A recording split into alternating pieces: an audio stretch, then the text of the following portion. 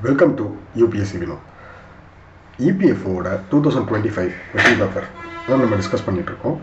So ஆக்சுவலாக வந்து பார்த்தீங்கன்னா ஃபர்ஸ்ட் ஆஃப் ஆல் நம்ம சிவில் சர்வீஸ் எக்ஸாமினேஷன் ப்ரிலிம்ஸ்க்கு உண்டான ஜிஎஸ் சிலபஸை தான் ஃபஸ்ட்டு பார்க்க போகிறோம். காமர்ஸ் அண்ட் அக்கௌண்டன்சி பற்றி நம்ம லேட்டராக டிஸ்கஸ் பண்ணலாம். இப்போது இது வந்து part 3. So question number 41. So consider the following statement about electronic voting machine in India. இவிஎம்ஸை பற்றி ரேராக தான் கொஷின் வந்திருக்கு, பட் பேசிக்ஸ் தான். The first use of EVM in Lok Sabha election was in the year of 2004. So when EVMs were deployed nationwide. So statement 1 வந்து பார்த்தீங்க அப்படின்னா correct. The first use of EVM in Lok Sabha வந்து 2004 தான். So ஆனால் first use பண்ணது வந்து பார்த்தீங்க அப்படின்னா 1982. பட் அது நேஷன் வைட் கிடையாது. 1982ல் ஒரே ஒரு கான்ஸ்டிடியூவன்சி இன் கேரளாவில் யூஸ் பண்ணியிருப்பாங்க. பட் ஃபர்ஸ்ட் ஆஃப் ஆல் வந்து பார்த்தீங்கன்னா நேஷன் வைடாக யூஸ் பண்ணது 2004. அப்போ ஸ்டேட்மெண்ட் 1 கரெக்ட். அப்போ ஸ்டேட்மெண்ட் 1 கரெக்ட் அப்படின்னாலே நமக்கு வந்து 2 இது போயிடுச்சு. அப்போ 2 or 3 ரெண்டுத்தில் ஏதோ ஒன்று தான் correct. votes are recorded in control unit and VVPAT at exactly same time. So ஆக்சுவலாக ரெண்டுத்துலேயுமே ரெக்கார்ட் ஆகும், but not exactly at the same time. So இதுதான் வந்து பார்த்தீங்கன்னா இந்த இடத்துல தப்பு. ஸ்டேட்மெண்ட் 2 தப்பு. ஸோ ஆல்மோஸ்ட் வந்து நமக்கு ஆன்சர் வந்து 1 and 3. The 2 PSUs, namely Bharat Electronic Limited and Electronic Corporation of India Limited, have been engaged by Election Commission of India. So Bharat Electronic Limited and Electronic Corporation of India, ரெண்டு PSUs Bharat electronic limited and electronic corporation of India, இந்த ரெண்டு பேர் தான் வந்து பார்த்தீங்க அப்படின்னா அந்த இவிஎம்ஸை மேனுஃபேக்சர் பண்ணுறதுல இன்வால்வ் ஆகிருப்பாங்க. ஸோ இது வந்து ஆல்ரெடி கேட்ட கொஷின் தான். இந்த ரெண்டு பாயிண்ட்ஸுமே யூஸ் பண்ணியிருக்காங்க. இது வந்து பிஒய்க்யூஸ் தான். ஸோ ஆன்சர் வந்து 1 and 3. So first of all திரும்பவும் ரிவைஸ் பண்ணிக்கலாம். ஸோ ஆக்சுவலாக வந்து பார்த்தீங்க அப்படின்னா electronic voting machine India, the first use of electronic voting machine வந்து பார்த்தீங்கன்னா லோக்சபாவில் நேஷன் வைடாக 2004. பட் பர்டிகுலராக ஒரே ஒரு கான்ஸ்டியூவன்சி அப்படின்னு பார்க்கும்போது 1982. பட் அதுக்கடுத்து வந்து பார்த்தீங்கன்னா voters are recorded in control unit and VVPAT at the exact same time. இது வந்து தப்பு. ஸோ ஃபஸ்ட்டு வந்து பார்த்தீங்க அப்படின்னா ஃபஸ்ட் ரெக்கார்டட் வந்து கண்ட்ரோலிங் யூனிட்டில் தான் ரெக்கார்ட் ஆகும். அதுக்கப்புறம் வந்து பார்த்தீங்க அப்படின்னா தான் VVPATயில் வந்து வரும். ஸோ ஃபஸ்ட்டு கண்ட்ரோல் யூனிட்டில் ரெக்கார்ட் ஆகிட்டு VVPATயில் வந்து கொஞ்சம் டைம் செகண்ட் வந்து எடுத்துக்கும்.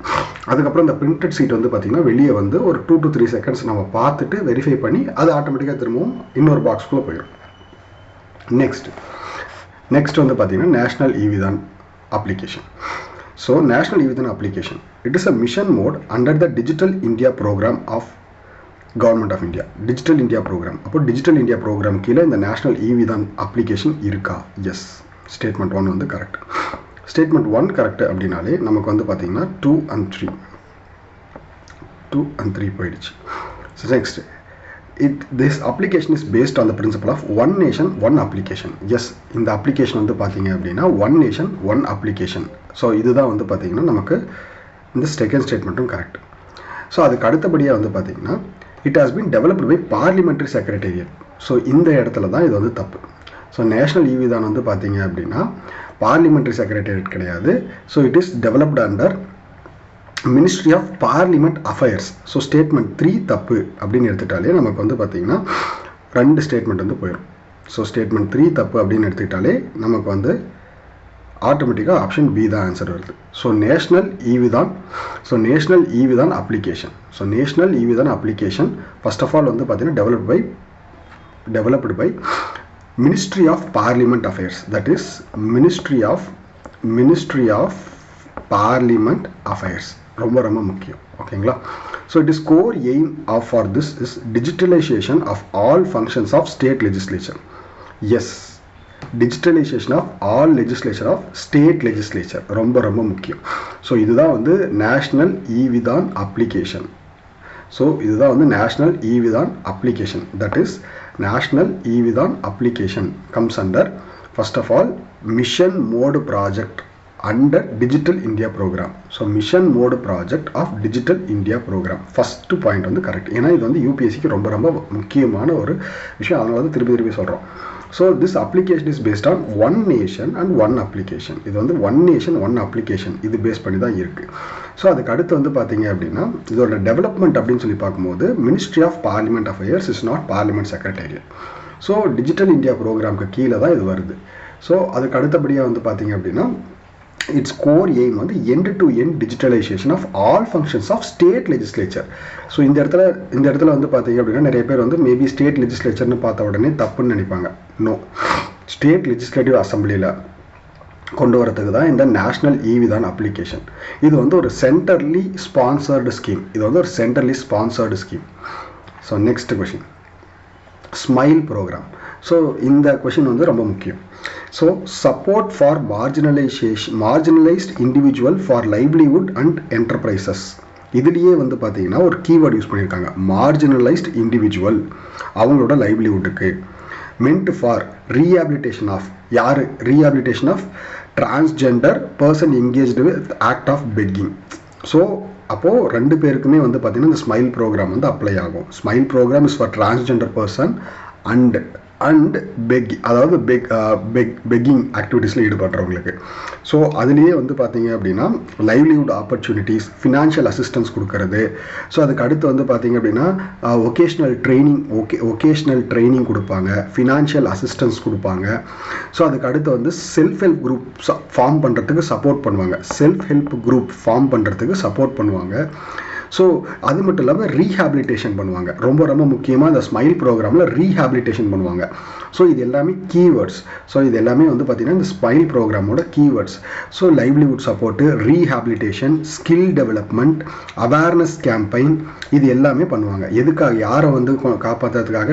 Marginalised individual. ஸோ அதில் டிரான்ஸ்ஜெண்டர்ஸும் வருவாங்க, person with engaged in begging activities, அவங்களும் marginalized people தான் வருவாங்க. So rehabilitation, skill development, financial empowerment, social inclusion, இது எல்லாமே கீவேர்ட். இந்த கீவேர்டை வச்சு இதை ஆன்சர் பண்ணிடலாம். Next, so this is completely of EPFO. So இது வந்து பார்த்தீங்கன்னா லேபர் லா. ஸோ இது நம்ம தனியாக பார்க்கலாம். First GS. ஸோ இதில் வந்து பார்த்தீங்கன்னா list 1, list 2, provisions of constitution of India, part of constitution of India. So ரொம்ப ரொம்ப ஈஸியான ஒரு கொஷின் தான். So provision related to parliament. So part 5 of the constitution. So அதுக்கடுத்து legislative power, part 12 of the constitution. borrowings by the government of India, that is part 6.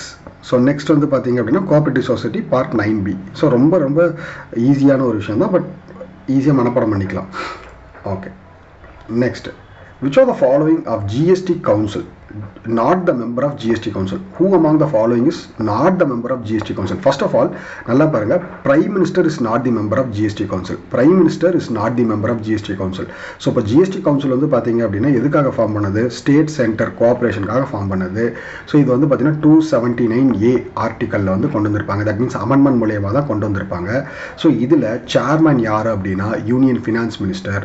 So எல்லா ஸ்டேட்ல இருந்தும் ஒரு மினிஸ்டர்ஸை வந்து பார்த்தீங்க அப்படின்னா union finance minister.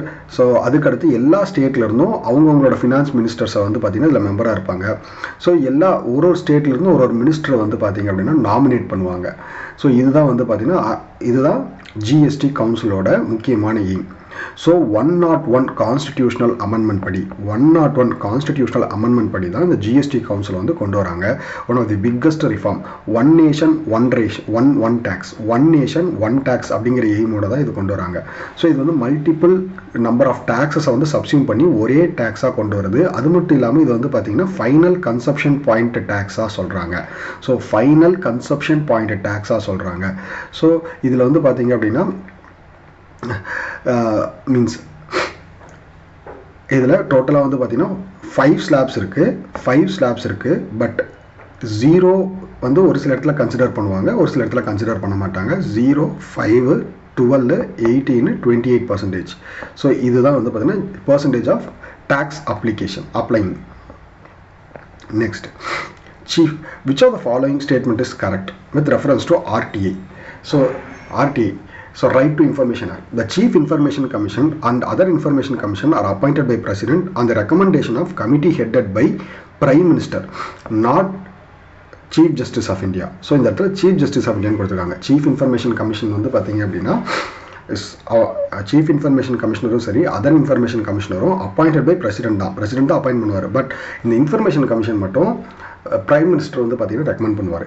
While the Chief Information Commission is not eligible for the reappointment after the completion of term of 5 years, other information commissions are eligible for reappointment. No. ரெண்டு பேருமே Chief Information Commissions and other information commissioners are not eligible for reappointment. Not eligible for reappointment. Actually, in the RTA Act, Chief Information Commission, UPSC 2019 இந்த question கேட்டிருப்பாங்க. அதுக்கப்புறமும் திரும்பவும் 2023 இந்த question கேட்டிருப்பாங்க. இப்போ EPFO இந்த கொஸ்டின் கேட்டிருக்காங்க. அப்போ RTA Act, Chief Information Commission ரொம்ப ரொம்ப முக்கியம். Consider the following statement with reference to Constitution of India. The Parliament can make laws matter enumerated in Union list or concurrent list. Yes. இது வந்து Parliament make பண்ணலாம். The Parliament can make laws of any matters is not enumerated in concurrent list or state list. So இதுவும் means Parliament வந்து லிஸ்ட்ல mention பண்ணாத ஏரியாவையும் அவங்க வந்து லா make பண்ணலாம். இது ஜெனரலாக நமக்கு தெரியும். சரியா? Consider the following statement. Only the Supreme Court of India is vested with power to punish the contempt of court. So actually no, High Court also, Supreme Court and High Court, Article 129, Article 129 நம்ம இதை பார்த்திருப்போம். So Article Supreme Court and High Court both are subjected to means contempt of court வந்து punish பண்ணுறதுக்கு உங்களுக்கு power இருக்கு. So both Supreme Court of India and High Court of India have advisory jurisdiction. Yes. Advisory jurisdiction அப்படிங்கிறது வந்து பார்த்தீங்கன்னா president governor இவங்க ரெண்டு பேருமே பிரசிடென்ட் வந்து சுப்ரீம் கோர்ட் கிட்ட அட்வைஸ் கேட்கலாம், கவர்னர் வந்து ஹை கோர்ட் கிட்ட அட்வைஸ் கேட்கலாம். அப்போது ஸ்டேட்மெண்ட் 2 வந்து correct. Which are the following subject provisions under DPSP, Directive Principles of State Policy? Uniform Civil Code for all persons living in India. No. Only for Indian citizens. So statement 1 is correct. Tappu. So Article 44 says Uniform Civil Code is for only for Indian citizens. அப்போ 1 தப்பு அப்படின்னு எடுத்துட்டாலே நமக்கு வந்து 2 and 3 or 3 only. அப்போ 2 கரெக்டாக இல்லையான்னு பார்க்கணும். Provisions for early childhood care education to children up to age of 14 years. Actually இது வந்து Article 21A. Article 21A. Article 21A நம்ம right to education right to எஜுகேஷனை வந்து சொல்லியிருப்போம். ஸோ இந்த இடத்துல வந்து ஆர்டிகல் 45ஓட கன்ஃபியூஸ் ஆகக்கூடாது. ஸோ இது மாதிரி ஒரு ப்ரொவிஷனை கிரியேட் பண்ணுறதுக்கு பவரை தான் ஆர்டிகல் 45 கொடுக்கும். பட் இது exact provision is linked with article 21A. That means early childhood care right to education up to age of 14 வந்து பார்த்தீங்க அப்படின்னா நமக்கு வந்து ஆர்டிகல் 21A வரும். மேபி இதில் ஒரு சில கன்ஃபியூஷன்ஸ் இருக்கலாம். ஸோ ஸ்டேட்மெண்ட் 2 தப்பு அப்படின்னு எடுத்துட்டாலே ஆட்டோமேட்டிக்காக ஸ்டேட்மெண்ட் 3 தான் கரெக்ட். ஓகே. ஸோ சாரி, ஆக்சுவலாக இந்த கொஷினை நான் வந்து ஃபுல்லாக ஸ்டார்டிங்லேருந்து படிக்கல. ஆக்சுவலாக டிபிஎஸ்பி ஆஃப் தி ஸ்டேட், அதாவது இதில் இந்த மூணு ஆப்ஷன்ஸில் எந்த ஆப்ஷன் வந்து டிபிஎஸ்பியில் வருதுன்னு கேட்டிருக்காங்க. சாரி. ஸோ ஆக்சுவலாக டிபிஎஸ்பியில் எது வருது அப்படின்னா ஃபஸ்ட்டு யூனிஃபார்ம் சிவில் கோடு வந்து ஆர்டிகல் 44. அதுக்கு அடுத்து வந்து ப்ரொவிஷன்ஸ் ஆஃப் ஏர்லி சைல்ட்ஹுட் இது வந்து யூனிஃபார்ம் சிவில் டிபிஎஸ்பியில் தான் வரும். பட் இந்த பர்டிகுலராக 14 இயர்ஸ் அப்படின்னு சொல்லும் போது ஆர்டிகல் 21A இது வந்து ஃபண்டமெண்டல் ரைட்ஸில் வந்துடும். அப்போ 2 தப்பு. ப்ரமோஷன் ஆஃப் இன்டர்நேஷனல் பீஸ் வந்து ஆர்டிகல் 51A இது வந்து டிபிஎஸ்பியில் தான் இருக்கும். ஸோ அதனால் ஸ்டேட்மெண்ட் 3 வந்து கரெக்ட். ஸோ ஆன்சர் வந்து பார்த்தீங்கன்னா ஸ்டேட்மெண்ட் 3 கரெக்டு, ஸ்டேட்மெண்ட் 1 தப்பு. Because it is for only for Indian citizens. So அதுக்கு அடுத்து இங்கே வந்து பார்த்தீங்கன்னா provisions of early childhood care வந்து இந்த இடத்துல நமக்கு அண்டர் 14 இயர்ஸ்னு கொடுத்துருக்கிறதுனால ஆர்டிகல் 21A அப்ளை ஆகும். அதனால் 2 தப்பு. ப்ரமோஷன் ஆஃப் இன்டர்நேஷனல் பீஸ் வந்து ஓகே, இது ஆர்டிகல் 51A இருக்குது, அது கரெக்ட். ஸோ ஆக்சுவலாக வந்து பார்த்தீங்க அப்படின்னா நமக்கு அதாவது ஜிஎஸ் பார்ட் வந்து முடிஞ்சிருச்சு. ஸோ ஜிஎஸ் பார்ட் முடிஞ்சிருச்சு. பட் பேசிக் சயின்ஸ் வந்து இருக்குது. இன்னும் பேசிக் சயின்ஸும் கம்ப்யூட்டரும் நம்ம நெக்ஸ்ட் வீடியோஸில் பார்க்கலாம். தேங்க்யூ.